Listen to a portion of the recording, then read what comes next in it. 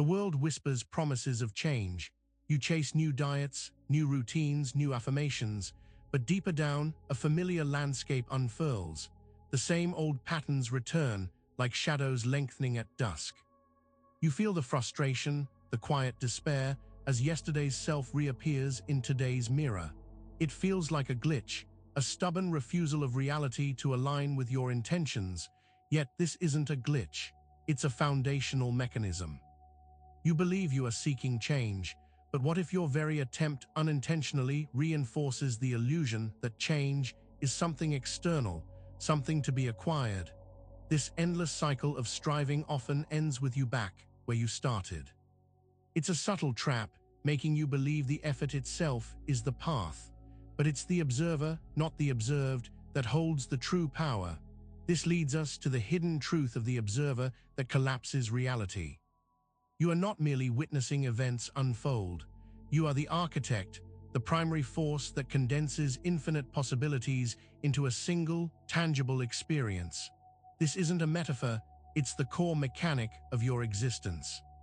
Every moment you encounter, every reality you inhabit, is actively being chosen, moment by moment, by your deepest operating self. Think of it, before your conscious mind intervenes, a vast ocean of potential exists. It's formless, undefined, waiting. It's your observer, your perception, that acts like a lens, focusing that wave of possibility into a particle of experience. This power isn't something you learn. It's something you inherently possess, often without knowing it. The challenge lies in the fact that your observer is rarely neutral. It carries the weight of past experiences, beliefs, and expectations, all silently shaping what it's capable of seeing. And this unconscious shaping is what locks you into the gravity well of old identities, a phenomenon we call identity inertia. Your identity isn't just a label, it's a gravitational field. Think of it as a massive, invisible anchor holding you firm in its familiar orbit. This isn't about who you consciously think you are, but who your deepest operating systems believe you to be. It's the silent sum of every past interaction, every perceived failure, every assumed limitation. This identity inertia doesn't just resist change, it actively pulls you back. You might launch yourself towards a new future, but the pervasive gravity of the old self exerts a constant, undeniable drag. It's why new habits crumble, why old patterns resurface with startling precision. It's not a lack of willpower, it's the immense weight of accumulated self-perception. This inertia acts as a kind of unseen hand, guiding your choices, influencing your unconscious reactions, and most powerfully, dictating what details your mind deems important and what it ignores. This constant filtering mechanism is how subconscious filters choose what you notice. And before we dive deeper, make sure you subscribe and turn on the notification bell. These revelations aren't random, and if this video found you, it was meant to. Now let's begin. Every second, your sensory input is a fire hose of information. You can't possibly process it all. This is where your subconscious filters step in, acting as bouncers at the VIP lounge of your perception.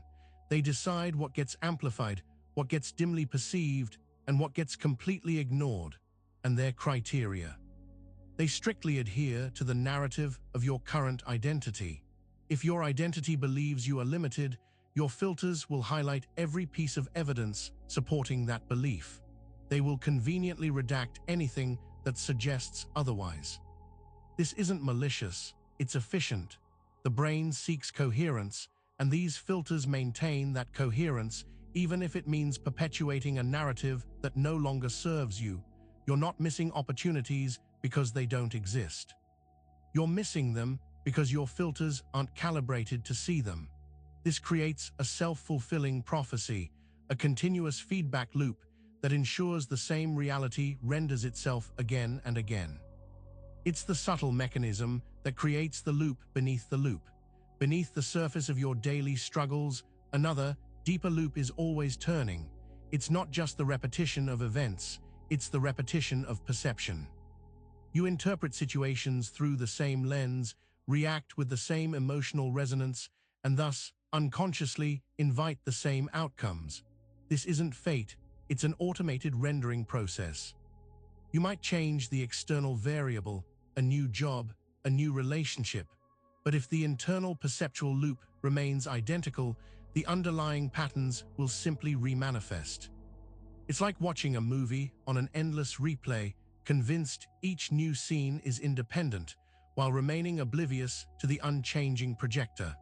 This endless cycle feeds directly into the well-worn understanding of effort, leading many to believe that more struggle will somehow break the spell. But this misconception is the heart of the paradox of effort. You've been taught that relentless effort is the key to unlocking change. Push harder, try longer, grit your teeth. But what if that very Herculean effort is inadvertently reinforcing the struggle itself? When you push against a perceived limitation, you are, in essence, affirming its existence and power. The paradox lies here.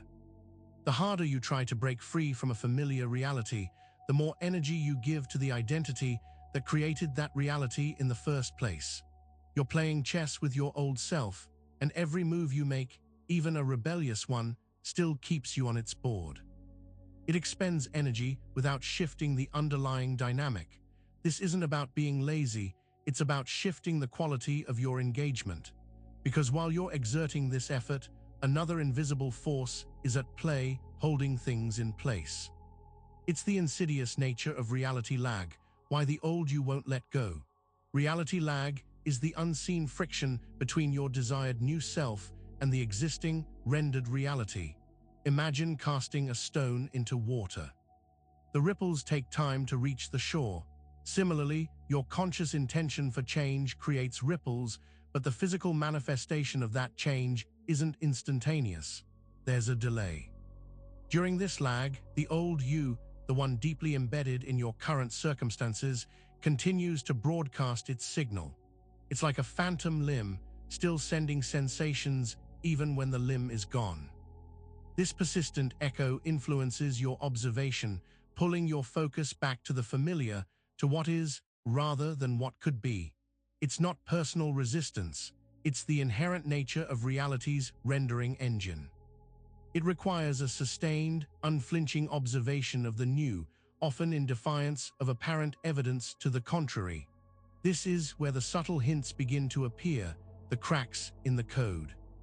Soon you'll start to notice symbols, synchronicities, and cracks in the code. Have you ever felt a shiver of recognition, a moment of profound déjà vu, or encountered repeating numbers that seem to follow you? These aren't just random occurrences or quirks of the universe. They are the subtle distortions in the fabric of your perceived reality. They are signals that the underlying code, the one rendering your current experience, is faltering.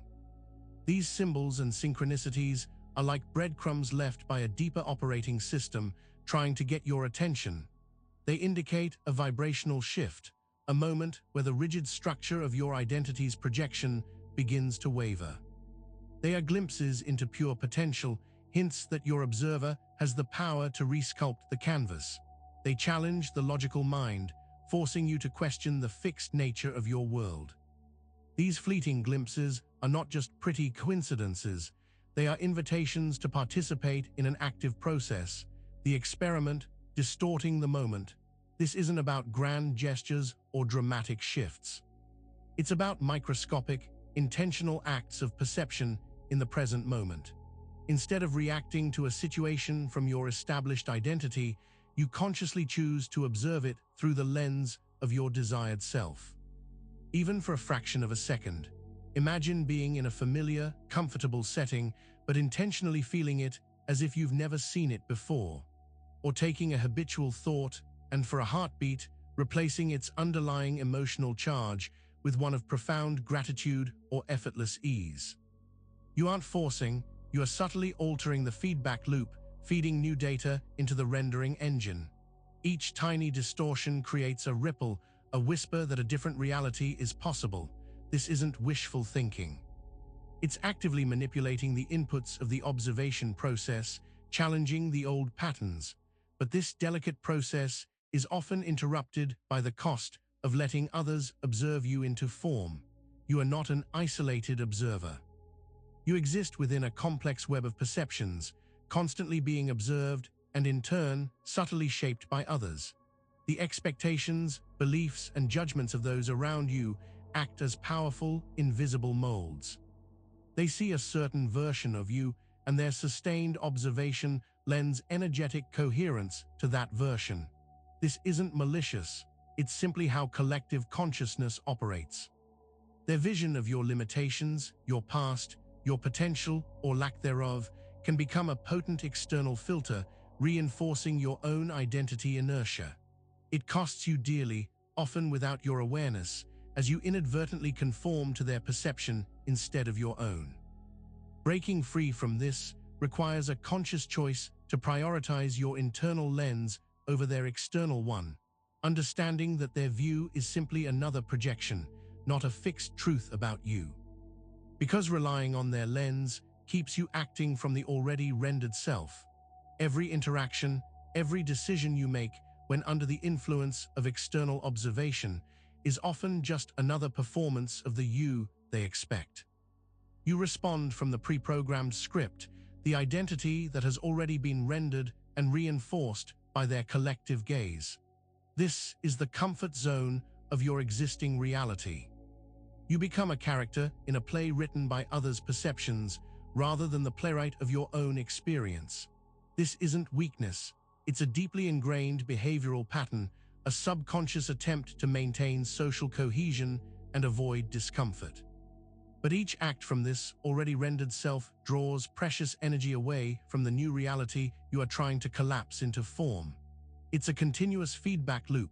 They see you a certain way, you act that way, which then confirms their initial observation.